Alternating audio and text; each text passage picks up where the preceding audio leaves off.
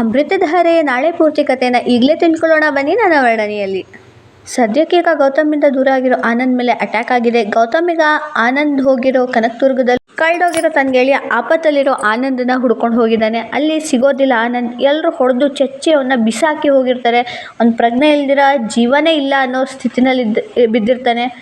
ಯಾರು ಹೊಡೆದ್ರು ಏನಾಯಿತು ಅನ್ನೋದೇನು ಗೊತ್ತಾಗೋದಿಲ್ಲ. ಗೌತಮ್ ತುಂಬ ಕಂಗಾಲಾಗಿರ್ತಾನೆ. ಏನು ಗೊತ್ತಾಗ್ದಿರ ಸೀದಾ ಕಾರಲ್ಲಿ ಕರ್ಕೊಂಡು ಮನೆಗೆ ಹೊರಟೋಗ್ತಾನೆ. ಅಂದರೆ ಹಾಸ್ಪಿಟಲ್ ಒಂದು ಟ್ರೀಟ್ಮೆಂಟ್ ಕೊಡಿಸ್ಬಿಟ್ಟು ಮನೆಗೆ ಕರ್ಕೊಂಡು ಹೋಗ್ತಾನೆ.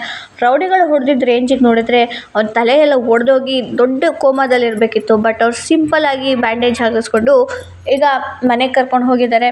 ಅಲ್ಲಿ ಗೌತಮ್ ಕೂಗಾಡ್ತಾ ಇದ್ದಾನೆ.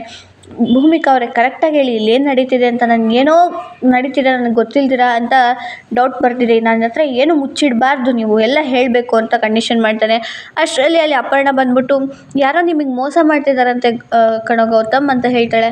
ಆವಾಗ ಇನ್ನೇನು ಗೌತಮ್ಗೆ ಭೂಮಿಕಾ ಸತ್ಯ ಬಾಯ್ಬಿಡ ಹೊತ್ತು. ಇದಿಷ್ಟು ಒಂದು ಜಾಗದಲ್ಲಿದ್ದರೆ ಇನ್ನೊಂದು ಜಾಗದಲ್ಲಿ ಅಲ್ಲಿ ಜೀವಂಗೆ ಕೂಡ ಸತ್ಯದರ್ಶನವಾಗಿದೆ. ಅಂದರೆ ರಾಜೇಂದ್ರ ಭೂಪತಿ ಕಳ್ಳಾಟ ಎಲ್ಲ ಈಗ ಜೀವ ಎದುರುಗಡೆ ಕರೆಕ್ಟಾಗಿ ರಿವೀಲ್ ಆಗೋಗಿದೆ.